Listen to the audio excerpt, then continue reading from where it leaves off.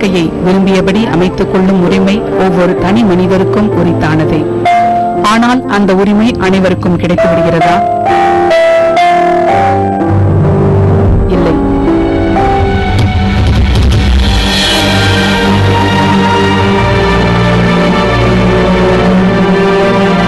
சிலருக்கு வாழ்க்கை மலர்கள் தூவிய பாதையில் வசந்தத்தின் வாசல்கள் திறக்கப்பட்ட வளமிக்க வாழ்வாக அமைகிறது.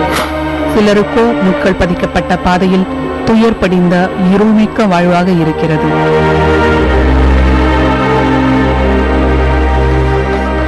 முட்களின் பாதையில் வீசி எறியப்பட்டவர்கள் விதையாக முளைத்து விருட்சமாக வளர்ந்து தங்களுக்கு இழைக்கப்பட்ட அநீதிகளுக்கு எதிரான போராளிகளாக போர்க்கோலம் பூண்கிறார்கள். அவர்களின் போராட்டங்கள் நிரம்பிய வாழ்க்கை பதிவுகள் இதோ.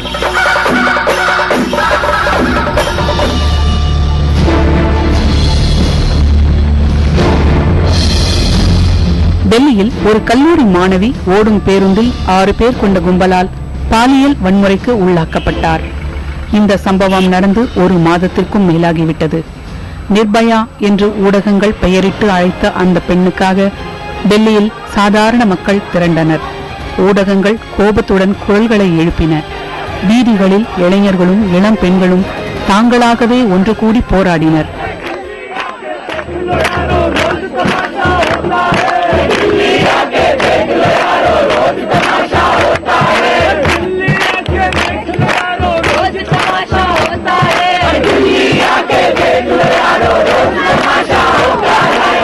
உங்கள் மகன்களுக்கு பெண்களை மதிக்க கற்றுக் கொடுங்கள் என்று முழக்கங்களை இட்டனர்.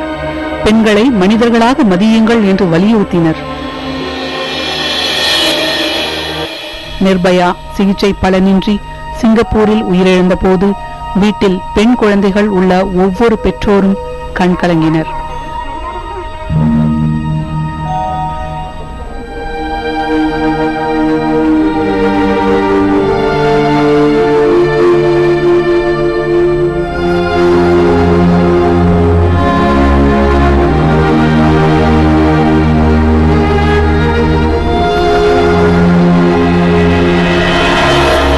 நிகழ்வுகளின் போது நீதிபதி மார்க்கண்டேய கட்ஜு ஒரு கேள்வி கேட்டார்.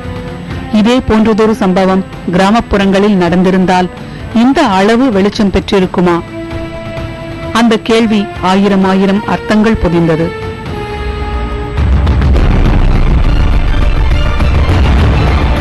இந்த கேள்விக்கு விடை தேடி தமிழகத்தின் கிராமப்புறங்களுக்கு பயணப்பட்ட புதிய தலைமுறைக்கு அதிர்ச்சிதான் காத்திருந்தது.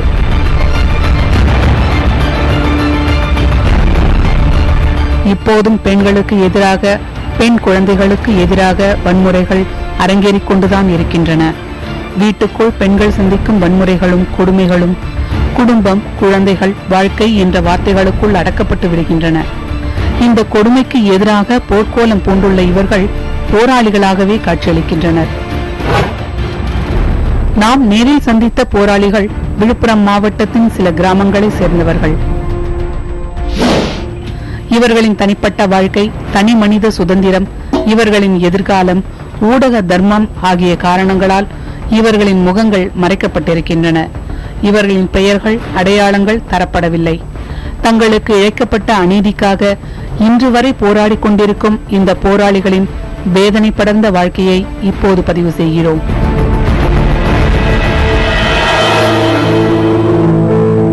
இவர் தற்போது கல்லூரியில் படித்துக் கொண்டிருக்கிறார்.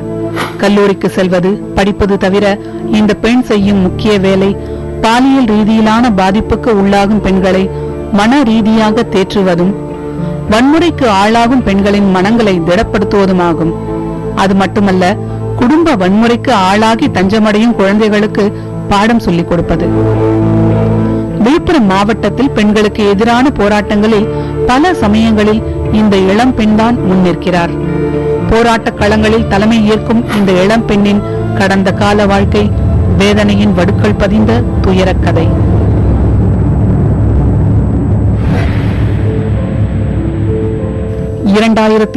ஆண்டு நவம்பர் மாதம். பிறந்து வளர்ந்த ஊரில் நமக்கு என்ன பயம் என்ற எண்ணத்தில் இரவு நேரத்தில் மருந்து வாங்குவதற்காக வெளியே வந்த போதுதான் இந்த பெண்ணுக்கு அந்த கொடூரமான சம்பவம் நடந்தது.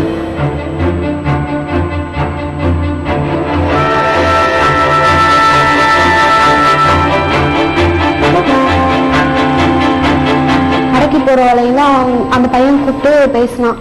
என்ன பேசினானாக்கா, எங்க போற அப்படின்னா, நான் கடைக்கு போறேன்னு.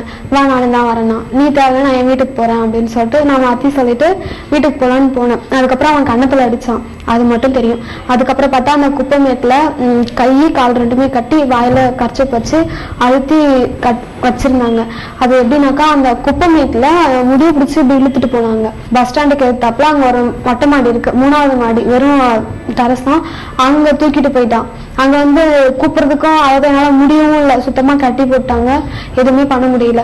அந்த ரூம்ல வந்து தாப்பால் போட்டு உள்ளே என்னை அடிச்சு ரொம்ப கஷ்டப்படுத்தினான். என் ட்ரெஸ்ஸை வந்து இப்படி இழுத்து இப்படி நேரம் கத்தி விட்டு கிழிச்சான்.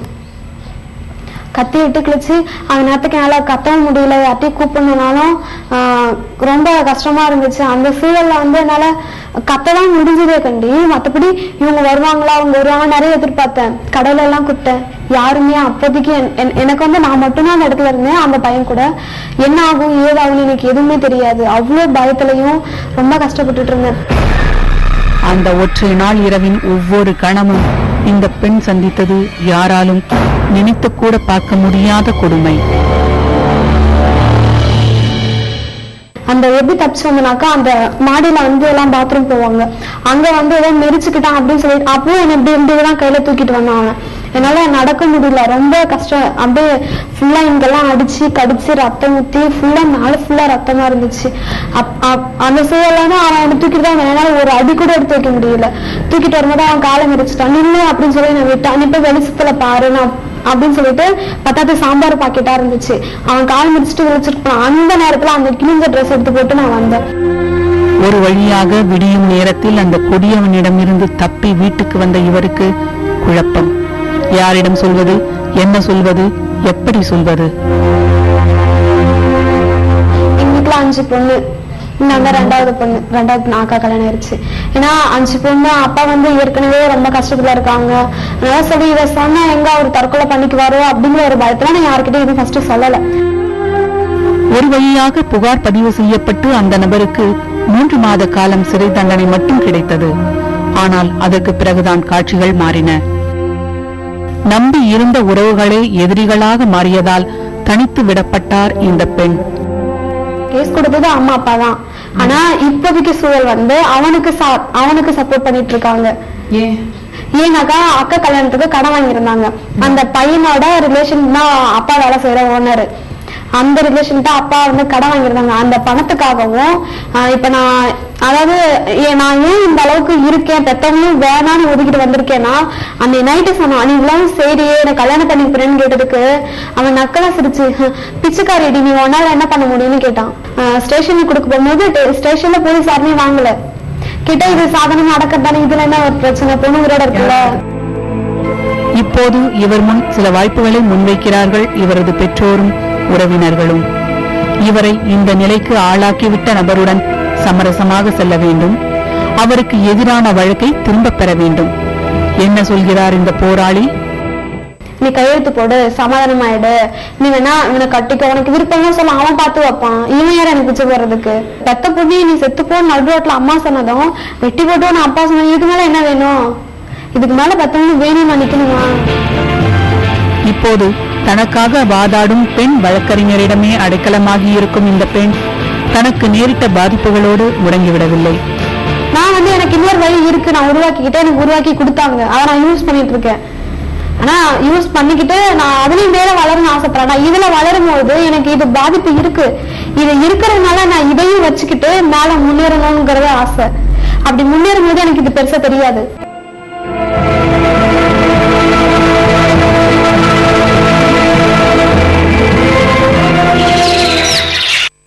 மற்ற குற்றங்களில் பாதிக்கப்பட்டவர்கள் மீது அத்தனை பேரும் பரிதாபம் காட்டுவார்கள். ஆனால் பாலியல் ரீதியிலான வன்முறைகளில் பாதிக்கப்பட்ட பெண்ணே குற்றவாளியாக பார்க்கப்படும் வினோதம் நடக்கிறது.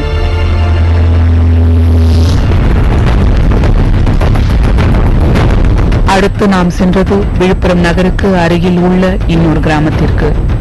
பசும் வயல்கள் இருபுறமும் விரிந்து கிடக்கும் சாலைகளை கடந்து சென்றால் குறுகலான பாதையில் படர்ந்திருக்கிறது இந்த கிராமம். மிஞ்சி போனால் 100 வீடுகள் கொண்ட இந்த சின்னஞ்சிறு கிராமத்தில் ஆடு மேய்ப்பதுதான் இந்த சிறுமியின் வேலை. இவள் மட்டுமல்ல, இவளது குடும்பமே ஆடு மேய்க்கும் வேலை செய்து வருகிறது.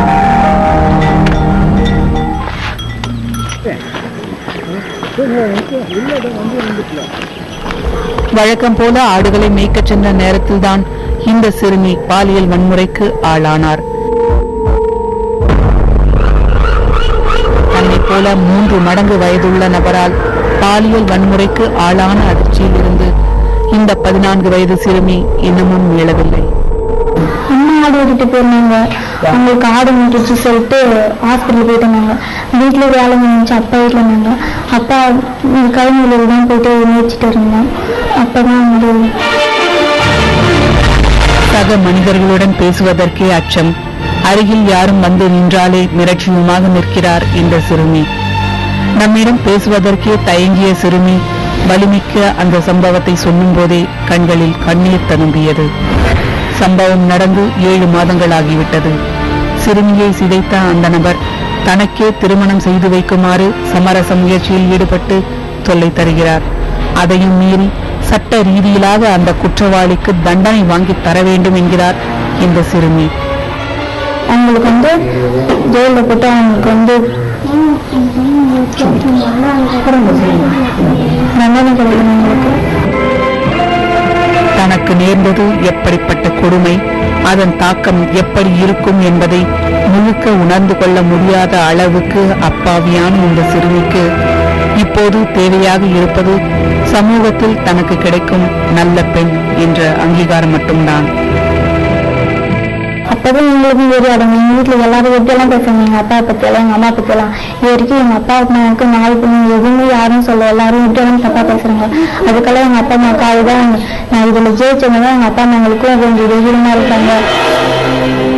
இவர் இன்னும் ஒரு போராளி. துயரத்தின் கடுமையால் சிரிப்பையும் மகிழ்ச்சியையும் தொலைத்து நிற்கும் இந்த பெண்ணுக்கு கையில் 7 மாத குழந்தை இருக்கிறது. காதல் என்ற வார்த்தை இந்த இளம் பெண்ணை பொறுத்தவரை கசப்பான கடந்த காலமாக மாறியிருக்கிறது. காதலின் பெயரால் தனக்கு நேர்ந்தது இன்னொரு பெண்ணுக்கு நேரக்கூடாது என்பது இவரின் விருப்பம்.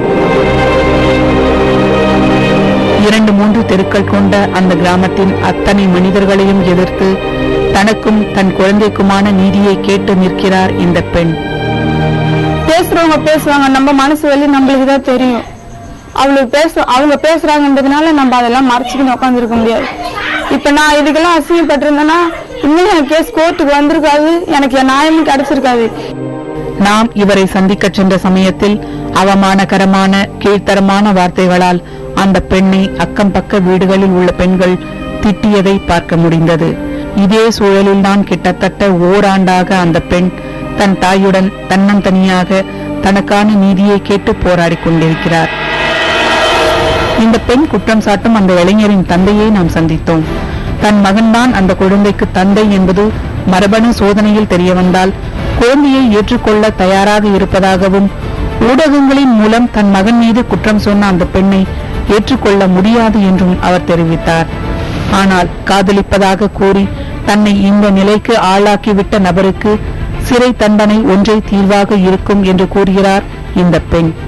குழந்தைக்கு டிஎன்ஏ டெஸ்ட் முக்கியமா எடுக்கணும். அவனுக்கு என் குழந்தைக்கு டிஎன்ஏ டெஸ்ட் எடுத்து அவன் புள்ளன்னு நான் நிரூபிச்சுட்டு அவனை உண்மையாலுமே சொல்றேன், யாரும் தப்பா நினைச்சுக்காதீங்க பாக்குறவங்க, அவனை செருப்பு கட்டி அந்த கோர்ட் வாசப்பில்ல அடிக்கணும். என் குழந்தைக்கு என் குழந்தை இப்படி அலைய விட்டியாடா, டிவி பத்திரிக்கை எல்லாத்துலயும் நசிப்படுத்தினல்லடா நீ நல்லா அப்படின்னு சொல்லிட்டு நான் அவனை அங்கேயே அடிக்கணும் செருப்பு கட்டி. அவன் கூட வாழ்க்கை வேணாம் எனக்கு. எனக்கு தேவை நியாயம். 14 வருஷம் அவனுக்கு தண்டனை, ஜெயில் வாழ்க்கையை அவன் அனுபவிச்சு ஆகணும். அதான் என்னோட விருப்பம். இந்த போராளியின் கதை பல துயர அடுக்குகளை கொண்டது. 90களின் ஆரம்ப காலத்தில் நடந்த சம்பவம் இது. ஊர் பெரிய மனிதரால் வீட்டிலிருந்து கடத்தப்பட்டு பாலியல் வன்முறைக்கு ஆளான இந்த பெண் பாலியல் வன்முறையால் பாதிக்கப்படும் பெண்களுக்கான குரலாக இப்போது முழங்கிக் கொண்டிருக்கிறார். உதவி கேட்காத ஆளுங்களே இல்லை மேடம். நான் எல்லாருக்கிட்டையும் போயிட்டு எனக்கு இது மாதிரி எல்லாம் ஏற்பட்டுச்சு, எனக்கு இப்படிலாம் எனக்கு இப்படி எல்லாம் ஏற்பட்டுச்சு, எனக்கு உதவி செய்யணும்னு சொல்லிட்டு கேட்டேன் மேடம். நான் போயிட்டு கேட்டேன். அப்போ யாரும் அதுக்காக உதவி செய்ய விரும்பல. ஏன்னா அவன் பணக்காரன்றதுனால அவனுடைய செயல்ல ஈடுபட்டுட்டான். எல்லாரும் பணத்தை வச்சு விலைக்கு வாங்க ஆரம்பிச்சிட்டான். நீண்ட போராட்டத்திற்கு பிறகுதான் இந்த பெண் வழக்கு தொடர்ந்தார். காவல்துறையினர் மெத்தனம் காட்டிய நிலையில் தலைமறைவாக இருந்த குற்றவாளியின் இருப்பிடத்தை காவல்துறைக்கு தெரிவித்து அவருக்கு தண்டனை வாங்கி தந்திருக்கிறார். எனக்கு வந்து போலீஸ் ஸ்டேஷனுக்கு போனா கூட மரியாதை கிடையாது. அந்த இடத்துல எஃப்ஐஆர் ஃபைல் பண்ண மாட்டேன்னு சொல்லிட்டாங்க. அதுக்கப்புறம் எஃப்ஐஆர் ஃபைல் பண்ண வைக்கணும், அவனை அரெஸ்ட் பண்ணி தீரணும் அப்படின்ற ஒரு வெறிதான். என்ன மாதிரி யாரும் இது மாதிரி எங்க அப்பாவும் ஒரு உடல் ஊனமுற்றவர் தான். எங்க அம்மாவுக்கும் யாரும் பிள்ளையும் கிடையாது, யாருமே இல்லை. நான் மட்டும்தான், நானே ஒரு அனாதை மாதிரி. அந்த ஊருக்கு அதாவது கட்சி சார்பில் எல்லாமே வந்து அவனுக்கு தான் சாதகமா பேசினாங்க. பஞ்சாயத்துல நிக்க வச்சு என்னை வந்து இது யாருன்னே தெரியாது, எனக்கு அவன் யாருன்னே எனக்கு தெரியாது, அந்த குழந்தை எனக்கு இல்ல, எனக்கு பொறுக்கல அப்படின்னு சொல்லிட்டாங்க. அப்ப என்ன சொன்னா, ஆத்துல ஓடுற தண்ணியில ஆளா ஒரு கை அதுல ஒரு கை நான் அப்படின்னு சொல்லிட்டுலாம் என்னை அவமானப்படுத்தி அசிங்கப்படுத்தினாங்க. அந்த வெறி தான் என்னை அந்த அளவுக்கு தூண்டுச்சு. இந்த அளவுக்கு நம்மளுக்கு ஏற்பட்ட நிலைமை எந்த பொண்ணுக்கும் வரக்கூடாது அப்படின்ற ஒரே காரணத்தினால தான் நான் போலீஸ் ஸ்டேஷன் ஏறவும் ஆரம்பிச்சேன். அதையும் மீறி கோர்ட்டுக்கும் போக ஆரம்பிச்சேன். அதன் பிறகும் சில காலம் அவரது சோகம் குறையவில்லை. மாற்றுத்திறனாளிகளுக்கான அமைப்பில் இணைந்து பணியாற்றிக் கொண்டிருந்த இந்த பெண் பாலியல் வன்முறையின் பலனாக பெற்ற குழந்தையோடு வாழ்க்கையை கழித்திருக்கிறார். இவரின் வலி உணர்ந்து இவரை மனைவியாக ஏற்றுக்கொண்டு இப்போது தலை நிமிர்ந்து நடக்க வைத்திருக்கிறார் இவரது கணவர். சமூகத்துல ஒரு முடங்கிக்கின்னு மூலையிலேயே இருந்து என் பிள்ளைய ஒண்ணு சொல்லும் போது நானும் வேதனைப்பட்டு நான் தலை குனிஞ்சி வாழறதை விட அவரு காலில நான் நினைக்கவே இல்லை. எவ்வளவு பேர் சொன்னாங்க, அப்ப கூட நான் நினைக்கல, காலில நினைக்கவே இல்லை. கால் இருக்கிறவன் செய்யாத ஒண்ணு எங்க வீட்டுக்காரர் எனக்கு செய்யுது. அது ஒரே ஒரு காரணத்துக்காகத்தான் அவரை நான் கல்யாணமும் பண்ணேன். நான் தலை நிமிந்து இன்னைக்கு 4 பேருக்கு நல்லவளா நான் வாழறேன்னும் போது அதுக்கு எங்க வீட்டுக்காரர் தான் காரணமே. என்னை இந்த அளவுக்கு கொண்டு வந்து முக்காவாசி எங்க வீட்டுக்காரர் தான். இவங்க என்ன மாதிரி இருக்கிறாங்க, நம்ம அவங்களுக்கு வாழ்க்கை கொடுத்துருக்குறோன்ற ஒரு ஆணவமும் ஒரு அகம்பாவமும் நமக்கு எதுவுமே கிடையாது. எனக்கு என்ன ஒரு ஜாலியா எடுத்தது தான் அது. அதனால இன்ன வரைக்கும் பிரச்சனை இல்லாம நிம்மதியா தான் போயிட்டு இருக்க லைஃப். எந்த ஒரு கஷ்டமோ எதுவுமே கிடையாது. அவங்க இன்ன வரைக்கும் கைனி கட்ட வேலைக்கு இது வரைக்கும் அனுப்பிச்சதே கிடையாது. வீட்டுல உட்கார வச்சுதான் சாப்பாடு போட்டிருக்கேன் நான். தன்னை போன்ற பாதிப்புக்குள்ளாகும் பெண்களுக்கு வழிகாட்டுவது, அவர்களின் போராட்டங்களில் கடைசி வரை துணை நிற்பது என இந்த பெண் தன்னை போராளியாக இன்றளவும் முன்னிலைப்படுத்திக் கொண்டிருக்கிறார். ஒவ்வொரு மொபைல் கவுன்சிலிங்கும் ஒவ்வொரு வாரம் சனிக்கிழமை நாங்க போவோம். அந்த இதுல யாராச்சும் பாதிச்சு இருந்தாங்கன்னா, என்ன மாதிரி நிலைமையில யாராவது இருந்தாங்கன்னா உடனடியாக அவங்களுக்கு ஸ்டெப் எடுத்து என்னுடைய ஆலோசனை கேட்டு இன்ஸ்பெக்டர் மேடம் செய்வாங்க. இப்படி பண்ணுங்க மேடம், இப்படி செஞ்சா நல்லா இருக்கும், இதைத்தான் நீங்க செய்யணும், பெண்களுக்காக இதை செய்யுங்க. நம்மள பெண்கள் வந்து மூலையே முடங்கி கிடைக்க இருக்கக்கூடாது, அவங்களுக்கு எந்த ஒரு பாதிப்பும் இல்லாத அளவுக்கு நீங்க ஸ்டெப் எடுத்து செய்யணும், மனப்பான்மையோட செய்யுங்க அப்படின்னு சொல்லிட்டு அவங்களுக்கு தூண்டுதல் கொடுக்கறதே நான் தான்.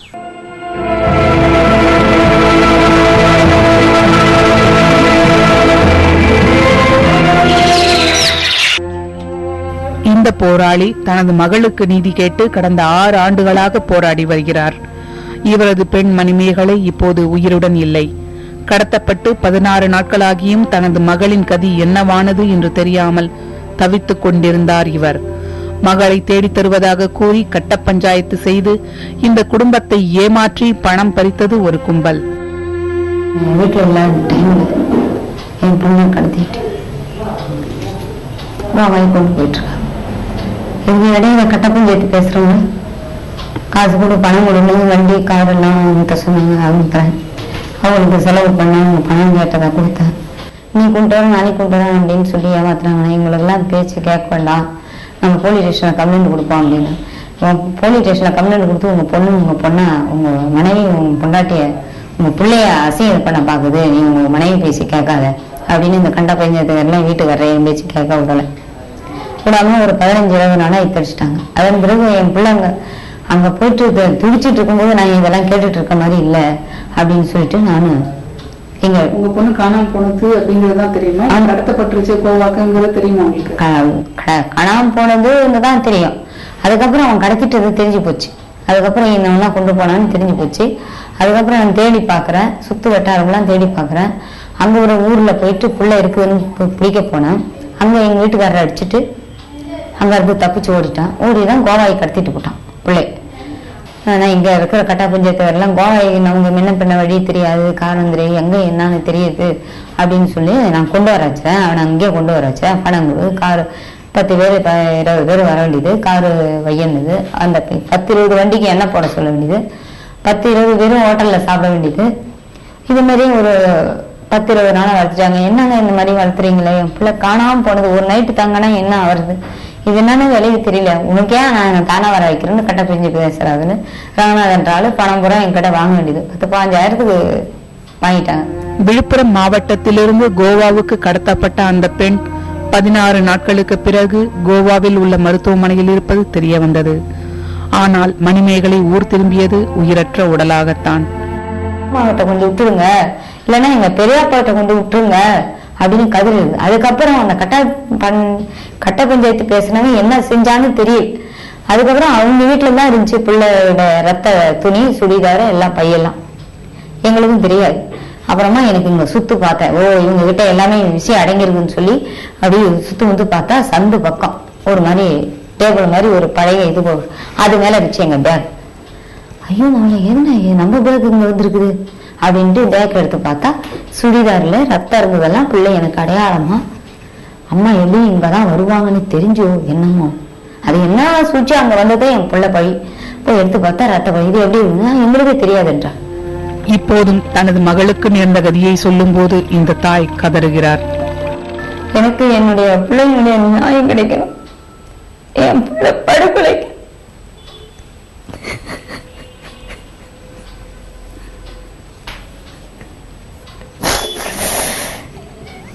அந்த மாதிரி உலக பொண்ணு நண்பரை எடுத்துட்டு தலைக்கிற கொடுமை இருக்குது பாருங்க. குற்றம் சரிவர நிரூபிக்கப்படவில்லை என்ற காரணத்தால் இந்த வழக்கில் குற்றம் சாட்டப்பட்டவர்கள் 5 பேரும் விடுவிக்கப்பட்டிருக்கிறார்கள். மேல்முறையீடு செய்தும் முடிவு காணாமல் நீடிக்கிறது இந்த தாயின் சோகம். அவங்க 5 பேரும் விடுவிச்சிருக்காங்க. இதுக்கு இந்த இது உயர் நீதிமன்றத்துல வந்து மேல்முறையிட்டு இருக்காங்க.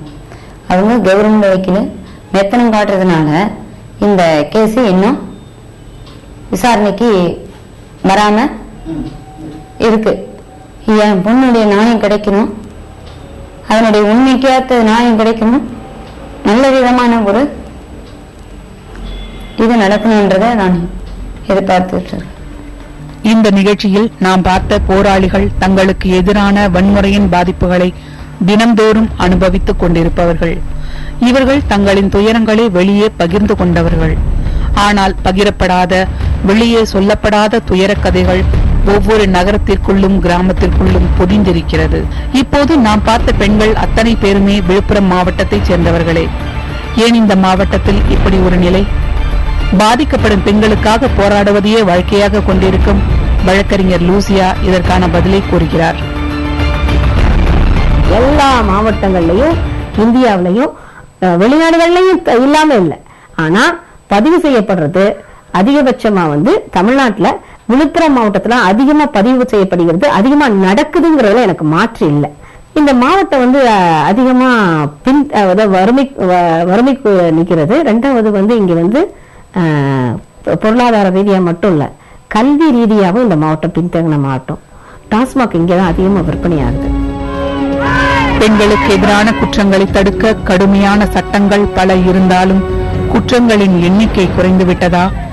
இந்த சட்டங்கள் ஏற்கனவே இருப்பவைதானே, எனில் ஏன் இன்னும் பெண்களுக்கு எதிரான குற்றங்கள் நீடித்துக் கொண்டிருக்கின்றன? பாலியல் வன்முறைங்கிறது உடல் சார்ந்த விஷயமே இல்லை. இது வந்து மூளையில பதிவாகி அவன் உணர்ச்சி தூண்டப்பட்ட விஷயத்துல நடக்குதுன்னு சொன்னா திருத்தப்பட வேண்டியது, திருத்திக் கொள்ள வேண்டியது அந்த பையன் தான். எத்தனை மணிக்கு போனா, நான் என்னைக்கு போகணும், எப்ப வரணும்ன்றத வந்து, நான் என்ன போடணும், நான் எப்படி இருக்கணும்ன்றத வந்து சமூகமா மற்றவங்களை தீர்மானிக்கிறது இல்ல, என்னை பெற்றவங்க நானும் தீர்மானிக்கிற விஷயம். சுதந்திரம் கூட இன்னைக்கு பெண்களுக்கு இல்ல அப்படிங்கிறது வந்து வேதனையோட பதிவு செய்ய வேண்டிய விஷயம். மக்கள் தொகையின் சரிபாதியாக உள்ள பெண்களுக்கு இழைக்கப்படும் பலவித அத்துமீறல்களும் வன்முறைகளும் நாட்டின் வளர்ச்சி, கலாச்சாரம், பண்பாடு, பாரம்பரியத்தின் மீது விழும் அடி அல்லவா? நேரத்திலோ இருளிலோ ஆள் நடமாட்டம் குறைந்த தெருவிலோ ஒரு பெண்ணால் இன்னமும் தைரியமாக போக முடியாது என்றால் பெண்களுக்கான சுதந்திரமும் உரிமையும் சுதந்திரமிக்க இந்த ஜனநாயக நாட்டில் எங்கு இருக்கிறது? புதிய தலைமுறைக்காக ஒளிப்பதிவாளர் ஜி மதனுடன் பார்வதி பாமா.